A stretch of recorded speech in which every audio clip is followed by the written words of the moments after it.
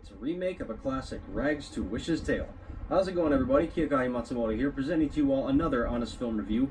This time around being of Disney's 2019 remake of their 1992 film Aladdin. Now, before I get started on the review itself, there are a couple of things that I feel many should know about the original tale of Aladdin. First and foremost, the original story of Aladdin was not in the original manuscript in the Arabic version of the Book of 1001 Nights. In fact, it's an exclusive to the English translation and release. So same thing goes with Ali Baba and the 40 Thieves, and if I'm not mistaken, Sinbad as well. So that's the first thing many people should probably know about this. The second is that Aladdin is primarily set in China. Now I understand that it's a possibility that he was, Arabic, Middle Eastern, however you'd like to call it, because China and the Middle East did do trade back and forth back in the day, but it's more likely because it's set in China that he was Chinese. Another thing that many people don't know is that he was in his early to mid teenage years for a good chunk of the story. Another thing, his mother is still alive, and if I remember correctly, I think his dad was as well. Also, there are two genies. There's the genie of the ring that, if I'm not mistaken, can provide trivial wishes, but an infinite amount. Don't quote me on that, my memory's still kind of foggy.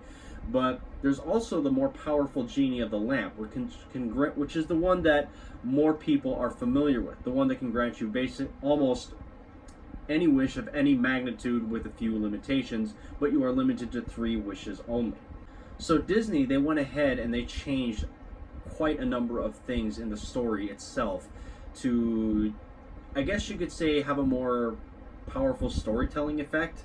So it's clear to me that they had to change a bunch of different things to begin with, but it makes sense because in the original story of Aladdin, much of the manuscript honestly was pretty explicit, almost pornographic in nature. So it makes sense as to why Disney had to make certain changes to the source material in order to tell a story that's meant for both kids and adults. Same thing goes with Hercules.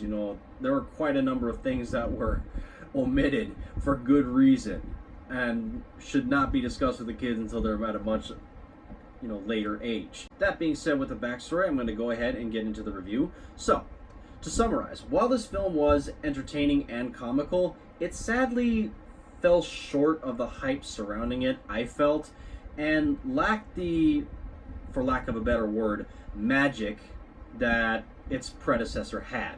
Mina Massoud stars as Aladdin, the titular fleet-footed, quick-thinking, and pickpocketing street urchin of Agrabah. Naomi Scott stars as Jasmine, the princess of Agrabah and daughter to the Sultan, who is urged by her father, thanks to his increasing age, to marry so he can step down from being Sultan without having to worry about her being taken care of.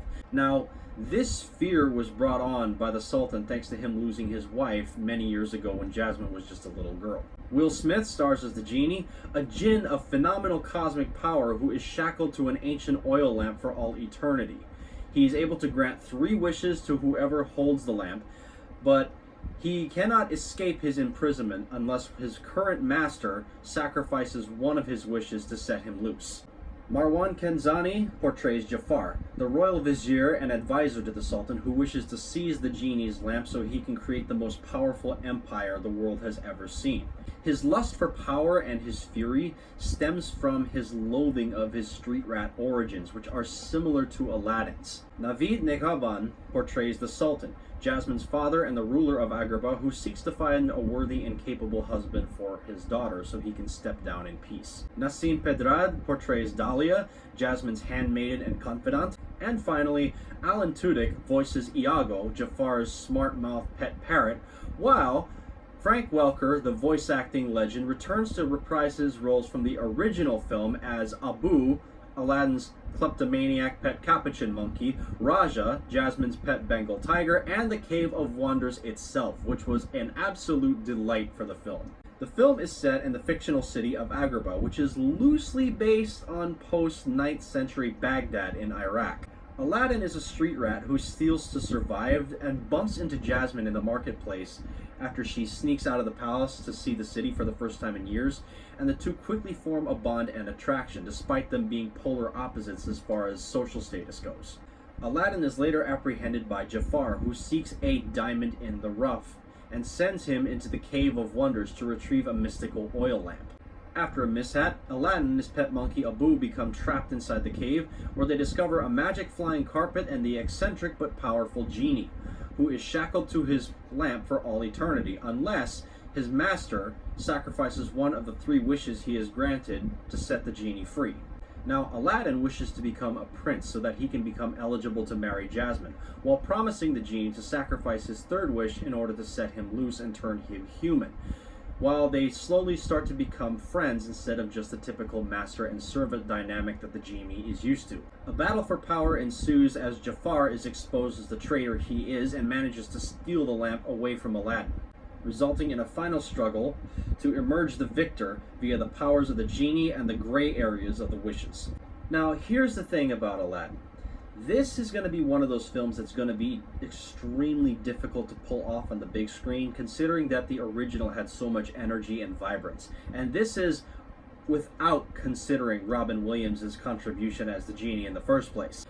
Nonetheless, there were several things that I did enjoy about this film, and a few things that I feel that this film did better than its predecessor. First thing, the movie setting.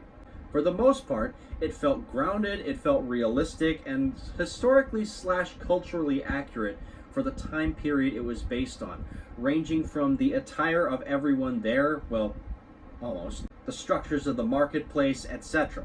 The second thing that I enjoyed is they actually made the Sultan competent and intelligent instead of him just being the goofy doofus like he was. I mean, if you're going to be ruling somebody, you have to have a good head on your shoulders.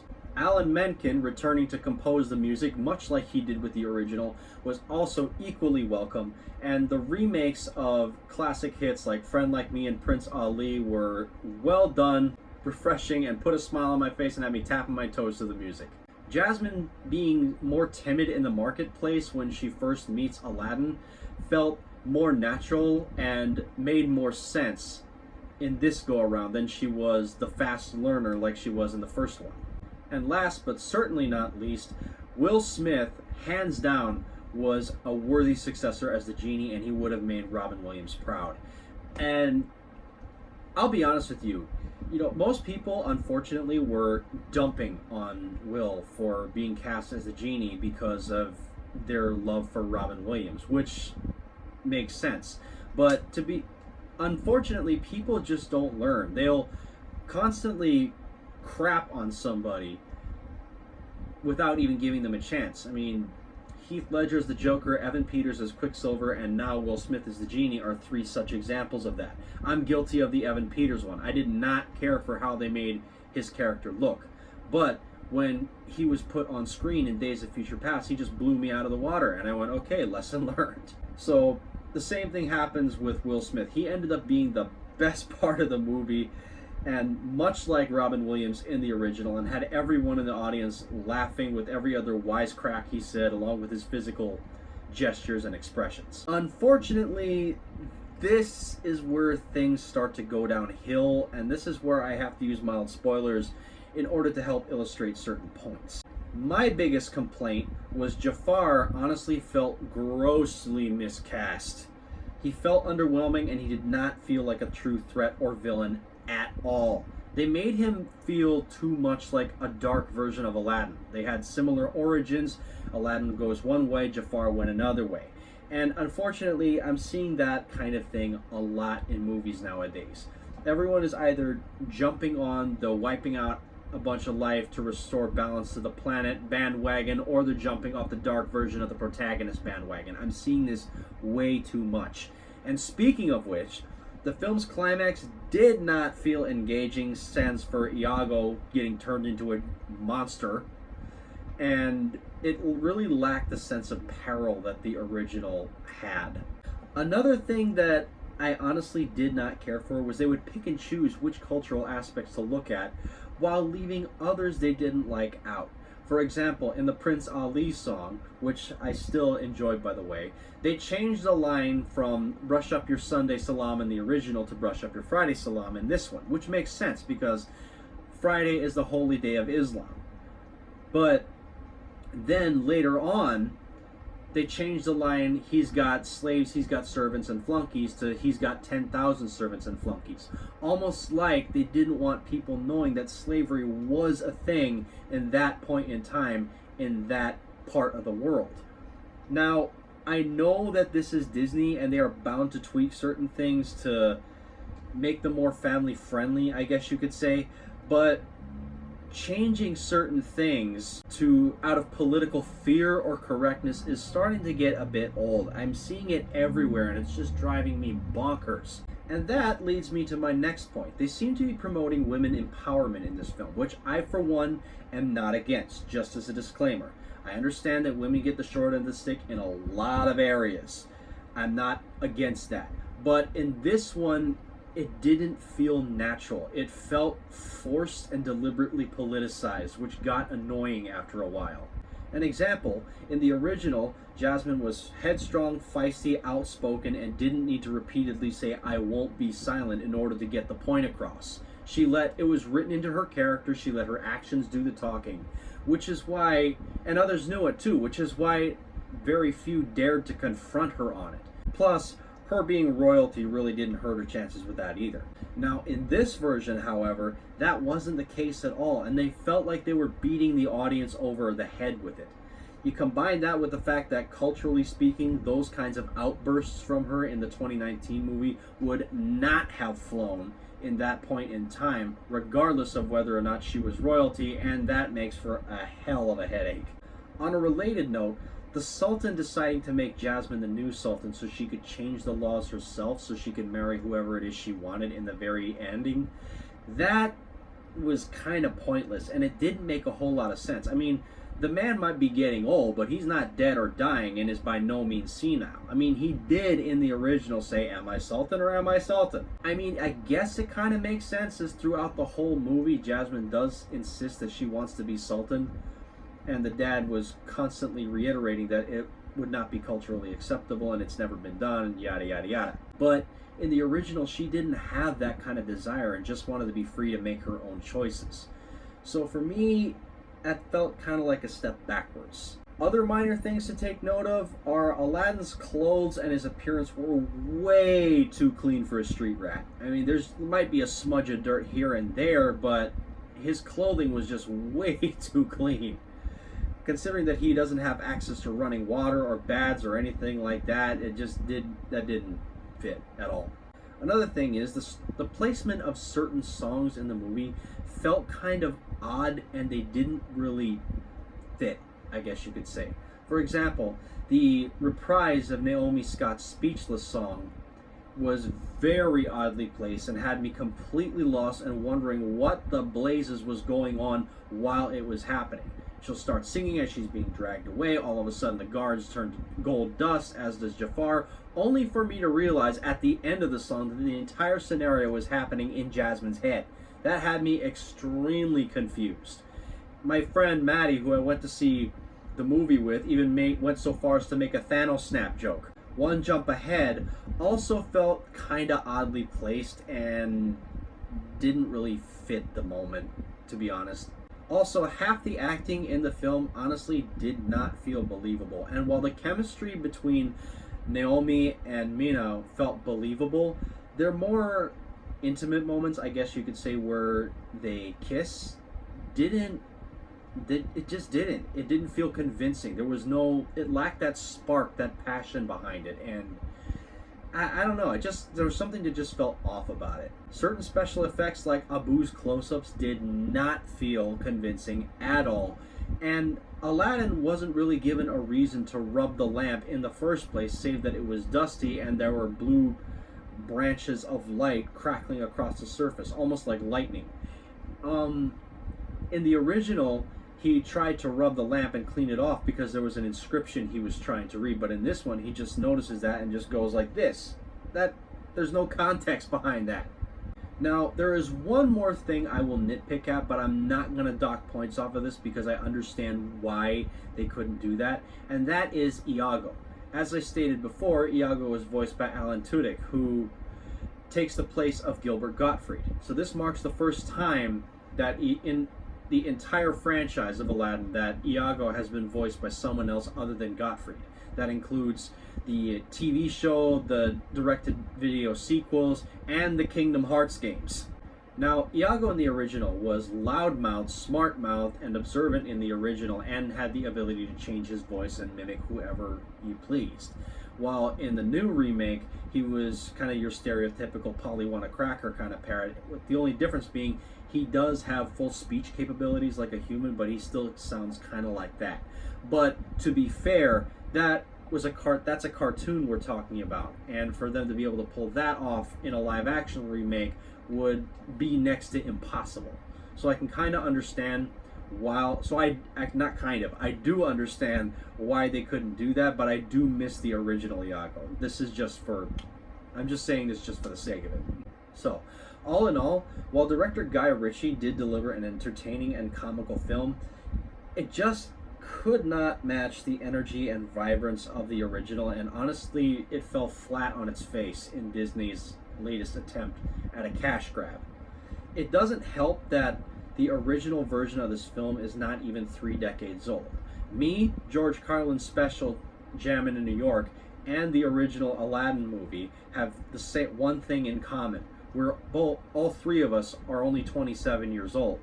So most of the remakes that they have done of the animated classics to live action have been 40 plus years in age. There's been Sleeping Beauty, which was done with Maleficent. There's been Cinderella. There's been The Jungle Book, etc.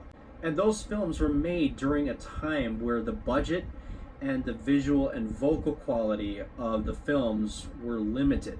Snow White and the Seven Dwarfs, Pinocchio, Peter Pan, The Sword and the Stone, etc. are all animated classics that could benefit from a live-action retelling thanks to a bigger budget, better visuals, and possibility of a more in-depth story. But the 1992 version of Aladdin is from the 90s. It's a period in time that is known as the Disney Renaissance era, because at that point Disney was at its absolute peak when it came to storytelling, animation, vocal, comedic, and musical quality. And quite frankly, they dominated the market at the time. They had no competitors. I mean, there were a few. I mean, DreamWorks was just starting to get into it, I think, but they still set the bar. Disney still set the bar ridiculously high. So, in my opinion, this was a remake that honestly did not need to happen, because as the saying goes, if it ain't broke, don't fix it. I mean, the film is not even 3 decades old and already they're trying to remake it. And now they're about to do a similar thing. I'm not going to say the same thing because this one is not live action.